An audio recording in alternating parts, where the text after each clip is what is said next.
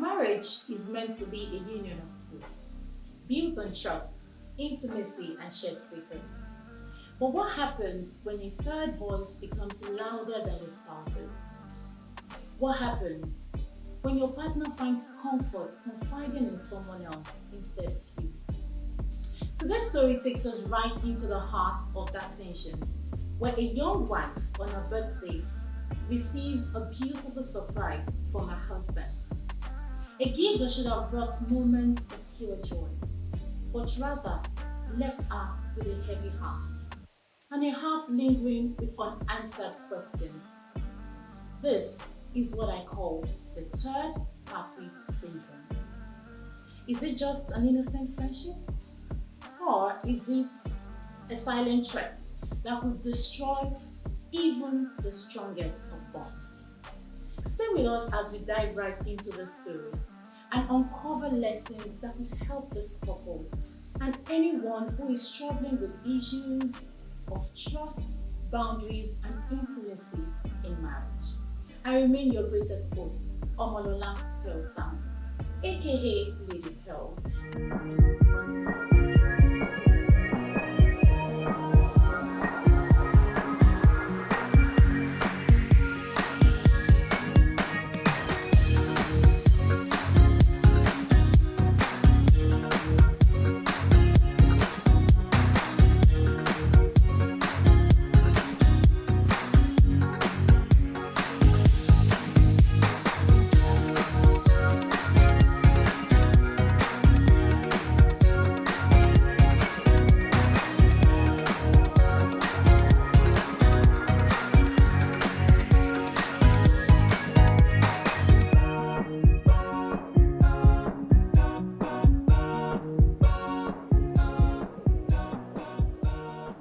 Welcome to the third episode of The Silent Killers of Marriage. And as usual, I'm not going to be doing this alone. I have two powerful guests with me in the house with whom we will be unpacking this story together. To my right is Mr. Cyprian Amber. He is a legal consultant who works with the UK Law Associates.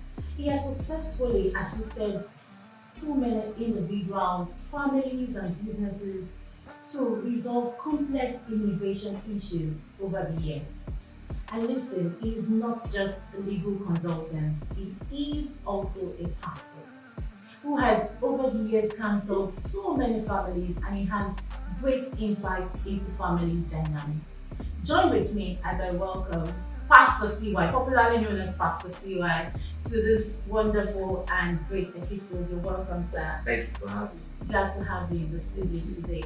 And yes, to my left is my amiable Mrs. Wunmi Fagbola. She is a knowledgeable consultant who counsels families, she works with families, and today she has come with lens with which she will be dissecting the story and give us great and in-depth into dignity in marriage. You're welcome. I am excited to be here. Thank you. Thank you so much. I'm so glad to have you here. And without further ado, let's just go right into the story. Let's watch this clip and we will be right back to discuss. It was my birthday. I returned from work and sat quietly on the sofa, waiting for my husband to return from work. An hour later, the doorbell rang. I eagerly walked to the door to welcome my husband. Surprisingly, he wasn't alone. He came in the company of his friend Jenny. Jenny and my husband met during their university days, and they were so close that I initially thought they had something going on when I met my husband. My husband did everything to convince me that they were just friends, and with time I accepted to date my husband, and we later got married. Despite being married, my husband tells Jenny everything about our marriage, including our fights. I challenged my husband on several occasions about this, but he keeps telling me he's more comfortable having a female friend than a male friend. Gradually, I came to terms with this difficult reality in my 2 years of marriage. Fast forward to today, my husband walked in with Jenny with boxes of gifts. Jenny handed over her gift to me, while my husband also gave me 2 boxes and left one on the table unopened. I eagerly opened the boxes to see the contents. We laughed, and I thanked my husband and Jenny for the beautiful gifts. Soon, I went into the kitchen, brought out some wine for the 3 of us, and as soon as my husband popped the champagne, Jenny started screaming, "Open it! Open it!" My husband felt reluctant and he tried to slow Jenny down. I began to wonder what the surprise was. At some point, Jenny was almost letting the cat out of the bag, so my husband had to quickly reveal the secret. He brought out a 3rd box, beautifully wrapped, and he handed it over to me. I opened it, and surprisingly, it turned out to be a wedding ring. I received the ring with mixed feelings. I wondered why my husband will deprive me of picking my ring myself, but would rather have Jenny decide for me. Jenny's involvement and presence made me terribly uncomfortable. Though I had previously complained to my husband about my ring, I never would have thought a gift as symbolic as my wedding ring would be decided by another woman. My head kept spinning as a wave of emotions and a litany of questions filled my mind. Why did he have to involve her to get me a ring? Why should my husband pick Jenny over me as his confidant? Am I over processing things? All these questions kept playing in my head, and it took the joy of the moment away from me. I was no longer comfortable with Jenny's presence, and my husband could tell that my countenance had changed. I turned to Jenny and asked her to take her leave, as I'd love to be alone with my husband. Jenny picked up her bag, and my husband walked her to the door. To my utmost surprise, my husband was more worried about Jenny's feelings rather than trying to find out the reason behind my sudden change in mood and action towards Jenny. My husband and I got into a heated argument as he tried so hard to convince me he wasn't having an affair with Jenny. We slept on the same bed that night, but separated by 1,000 walls. The reality of my fears stared me in the eyes all night. I could no longer deny the fact that my marriage is a union of 3 rather than 2. I stayed awake all night thinking about how to get rid of this third-party syndrome before it ruins my marriage. But I found no answer. Please help me before Jenny ruins my marriage, like she ruined my birthday. I'm losing my mind. Please help a troubled soul. Welcome back, viewers. And we've seen the clip, yeah. And I don't just want us to, mind you, it's a true life story. It's one of our viewers who reached out to me, and she needs our help. She needs advice. She wants to stay in her marriage. She wants to keep her marriage. So she wants us to provide solution to this issue. So, but beyond providing solutions to this issue, I want us to achieve one other thing. Let's identify the issues, the underlying issues in this marriage. I would want us to do that. So, Mrs. Fagwell, I'm coming straight to you. You are the woman here. And for a split second, I want you to put yourself in her shoes. What do you think about, this story? We all know the symbolism of a wedding ring. This is a renewal ring. It's a symbol of, the ring is a symbol of love, commitment, intimacy, and renewal. So for you, is it a big deal that your husband has gone with his friend to pick your renewal ring? Is it a big deal?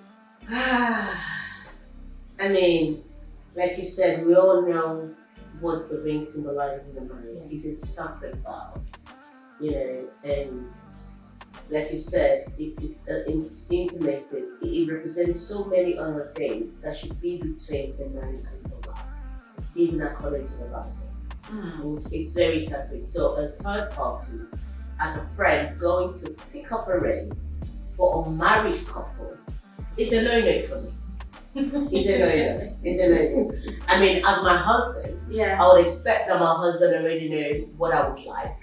And even if he doesn't know what I would like, I would expect him to surprise me with what he think I would like. You know, I would expect him to be able to choose something that could describe myself or our union or something. It would be something that I would expect it to come from him without any third party, whether friends or family, you know, helping him with it. You know, so for me, ring, the aspect of ring is very sacred and it should be between myself and my husband. There's nothing wrong with my husband picking up a ring for me. But like I said, if you need the help of a friend to pick a ring for me as your wife, then obviously this is not a two-way marriage, it's a three-way marriage. I get that and I like it. Yeah. So away from that, you know, part of the story said she had so many unanswered questions. You know, for you, what are those questions? Because bearing in mind, she walked the lady Jenny out of her house, and then the husband comes back. Instead of, and there was the tension was heightened in the house. What are those questions? Let's just see if we can tap into our mind. Yes, I mean, there's so many, even me myself, just listening to the story, you know, this lady's story, I can imagine the amount of questions that's going through her head, because so many questions are going through my head. To start with, and I'm not trying to be very biblical here, but you know, sometimes you have to reference to this. You know, 1 Corinthians 7 verse 33 actually said, you know, but you who, and this is Paul talking, you know, just advising the young man.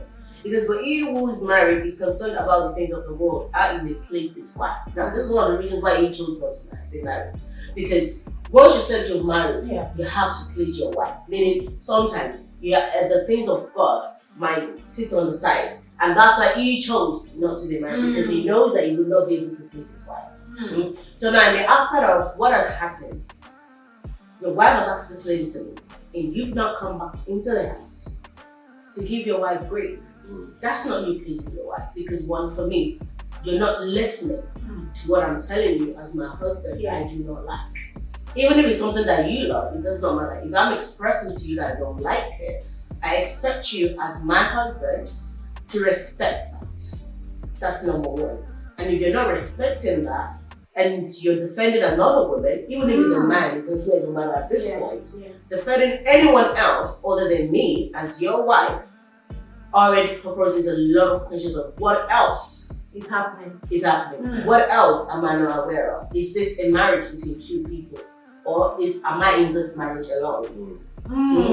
You know, and there's several, you know, deep questions, not even the surface question of, there's so many other things, you know, when it comes to emotional, physical, and the entire union in its whole. There's so many questions going through my head. Thank you so much for that. And then that brings me to my next question. I'm coming to you, Pastor CY, this time around. So, because I just want to tap into the mind of the man, the man in question here. You know, I know some spouses, they feel safer talking to friends rather than, you know, their own partner, just like we've seen in this story. He tells the friend virtually everything. Why? Why do you think some partner, they feel safer talking to, sharing everything with a friend? Yeah, I think it's the background. You know, everyone comes from a different background in life, and it depends on what they've been told and what they've seen. So some people take examples from their parents, and some people take examples from things they've witnessed in other people's marriages as they grow. So you have to remember that from a man's perspective, it depends on what that man is actually exposed to. There are men that have grown up in the midst of, say, women. So you could be like the only male child in the family. You got 4, 5, 6 sisters. So you've grown up obviously interacting with these people. So you understand female voices. And so you end up having a lot of friends that are females. Because you haven't really mixed around at home with boys. So as a result of that, number one, you're more confident with the female around you. But number two, it's also maybe you're used to the fact that you could talk to other people beyond family that could listen to you, or you feel that they have more way of advising you better.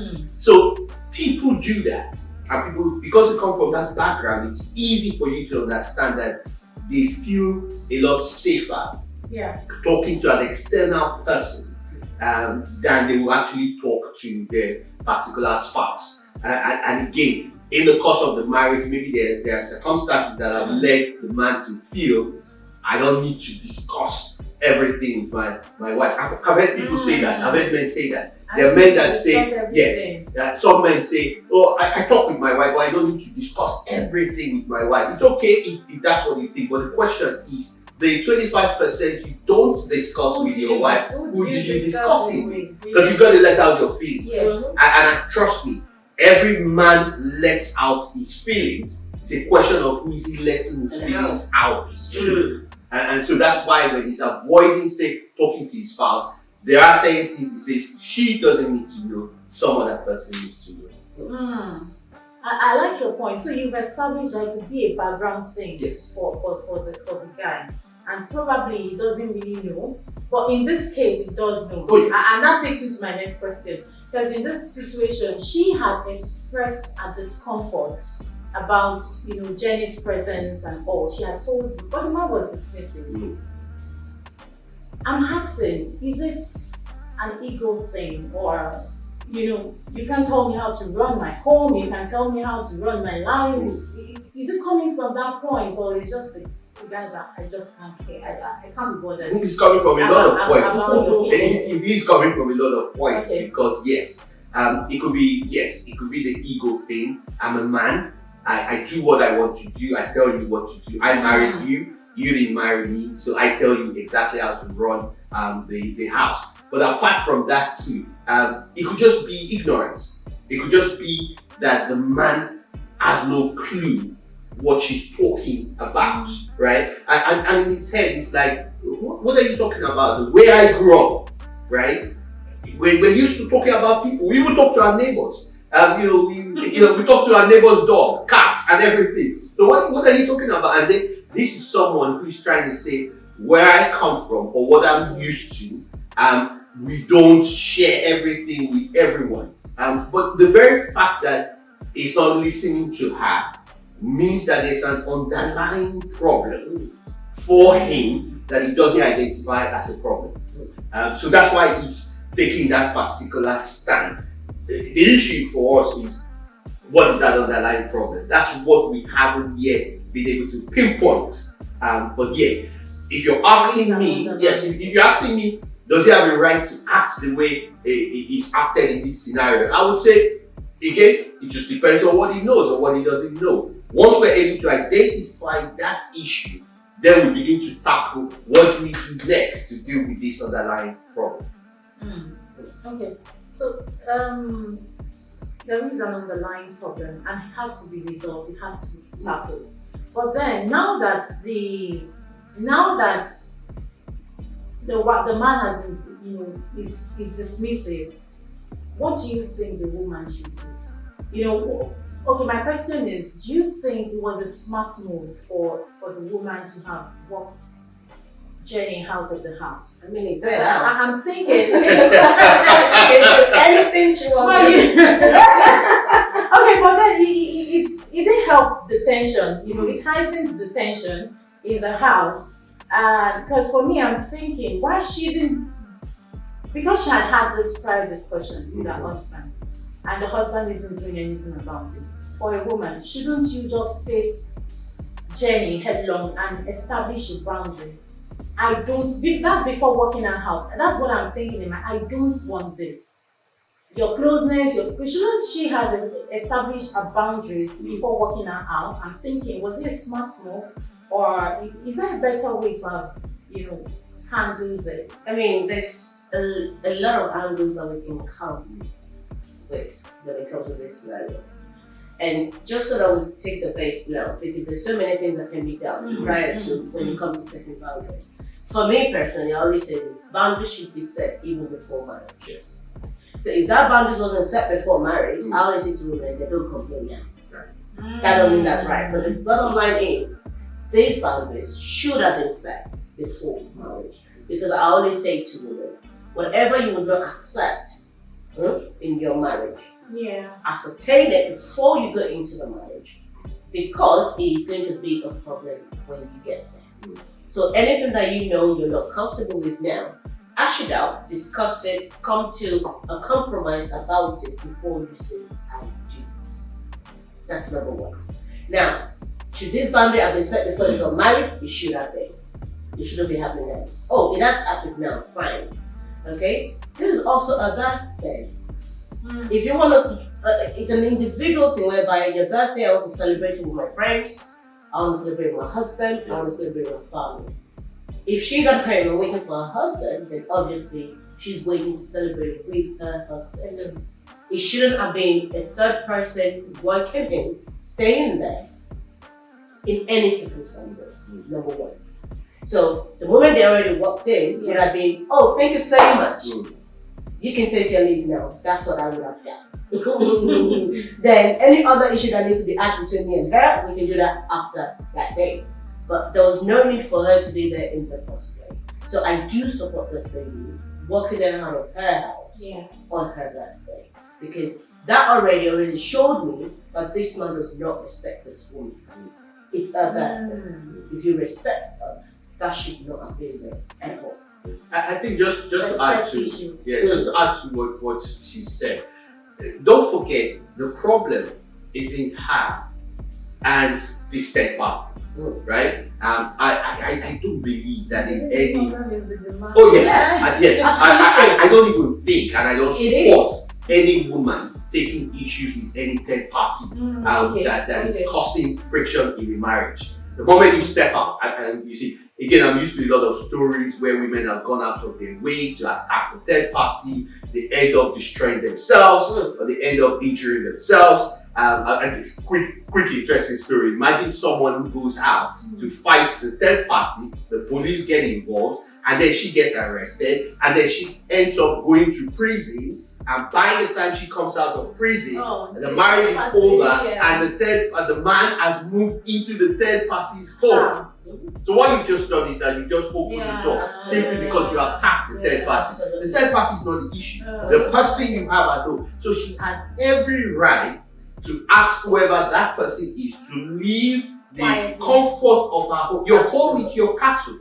Your home is your comfort. Everything you do within your home, within your space, is with your husband. And the walking out was, I need to have a conversation with my husband. She had every right to do that. If I can just add to that, sir. You have a conversation with my husband. No, it's absolutely true, because this shows that there's an underlying problem between the man and the wife. And like you rightly said, it's a respect thing. So clearly for me, this man does not respect his wife. And like you said, your home is your castle, it's your peace. So she has every single right to tell him to go. And just the example you use is perfect. And I always say this to women. One, even to men, the moment you as a woman have to deal with a third party, that marriage is already shattered. That's correct. The first thing you should do is take yourself to counseling. Godly counseling. If that does not work, go to the community general NHS counseling. Yes, both of them. Because the moment that you have to defend yourself with a third party, it's already a problem. Likewise the men. Because each individual should not have to deal with a third party. If I already expressed to you I don't like this, it's for you to take care of that. If you said to me you don't like this, it's for me to take care of that. That's right. So the fact that you have to go out of your way to even deal with a third party in the first place, there's already a major problem that needs to be fixed. That just conversation alone will not fix. You need a godly counselor. Using an example, just about a week or 2 weeks ago, the example you used, going to prison is okay because you can still pick up your life, right? The lady was murdered in front of her child, in front of the school. She went to drop her child at school. The other baby mama went to drop her child at school. The other lady was with this man, right? So, but while she was dropping her child off at school, the other lady was came to attack her. And while they were going back and forth, the man was there. The other lady picked up a gun and shot her. This is a matter of life and death. And I always said, and this is how deep the issues and the topic about third party actions goes. It is not because I like it or you don't like it, differences. No, it is a matter of life and death. That's right. It's as simple as that. It's a matter of life and death. Yeah. And just like you rightly said, there's respect issues here.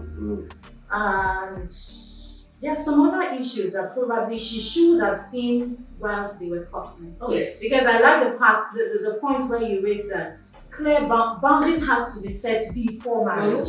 And if you don't do that, so how do you identify those early signs of a third party, syndrome? How do you, if that's red cutting, red flags? So red flags. How do you and because we can't just say, very there's important. some issues. Very We need to tell people how can they can see these things. Okay. So let me give you an additional viewpoint.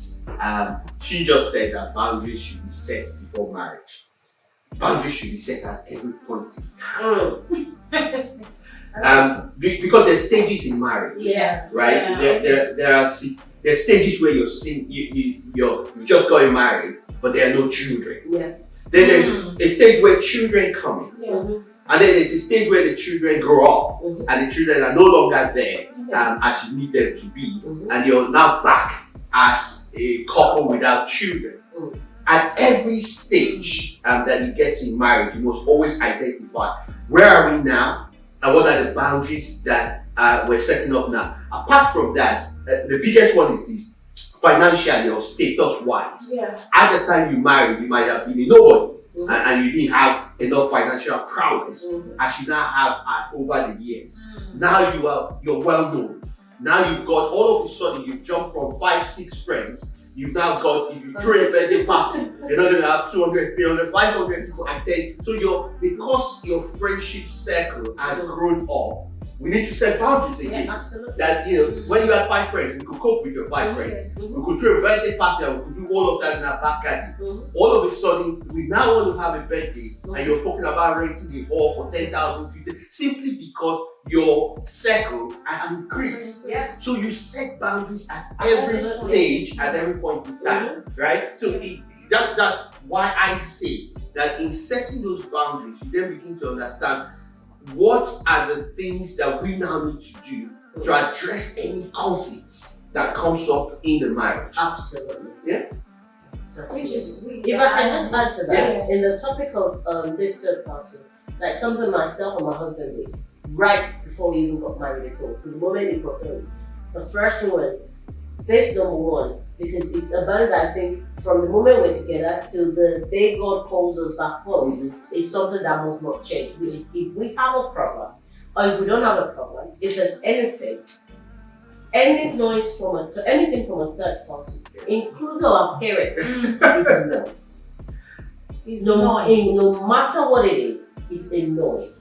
We, as two together, as Bible says, you have become one. We must be able to come together and be able to hear each other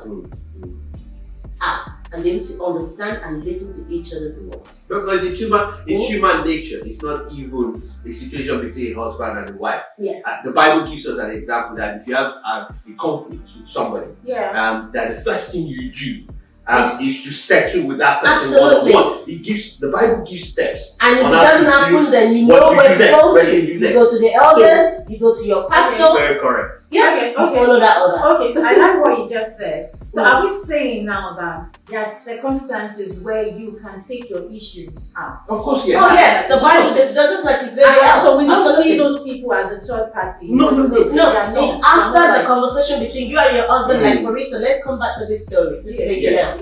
If this is the point where I would say to if I'm a friend and she comes to me, oh, my birthday was yesterday, this is what happened. This is where I would say to her, take it to your pastor. Yes. If your pastor cannot resolve it for you, then you take it to and that's because the husband is not listening, or the husband may not even understand what she's saying. You're looking now for a third party. Yeah. Right? This is a different part of a Absolutely. third part. Absolutely. And it could also be a family friend. It Absolutely. could also be another couple that you're saying, let's go to this couple and let's talk to this couple and let's take their views. The trick behind it, I say to a lot of people, is you set him up or you set her up to get a lot of friends together. You get other couples that are like-minded together. You put all of them in the same room and then just start to have conversations. And just listen to what they say. What would you So do? he wouldn't know that. Yes. You set people up. But that's what you do. In marriage, you've got to learn how to set your partner up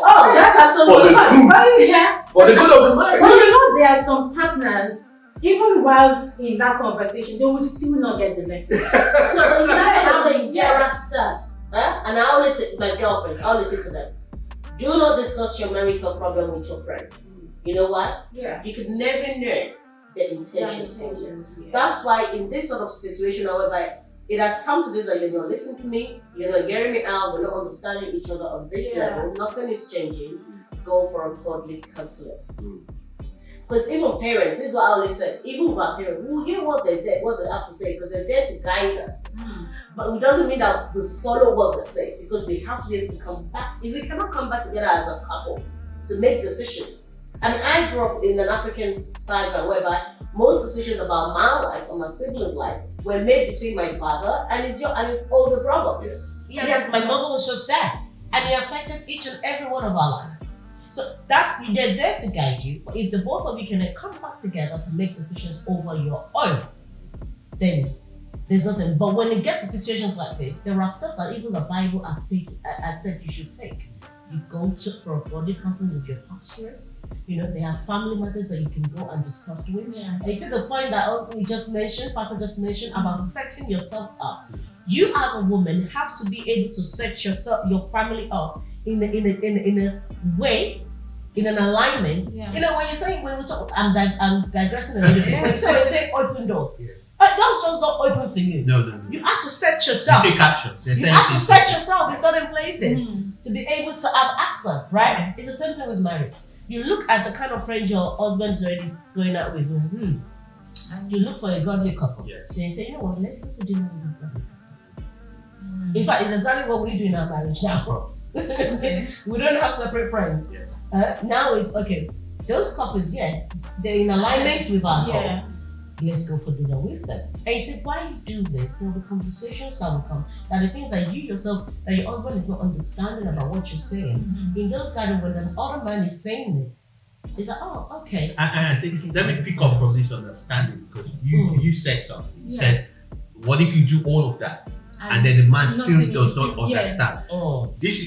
This to me in the whole story we just watched is the fundamental issue. Yes. Fundamental issue is the fact that he doesn't understand or doesn't want to understand means that the third party now has a great influence on him. Absolutely. That's what it simply means. Absolutely. Because we're talking about the third party thing.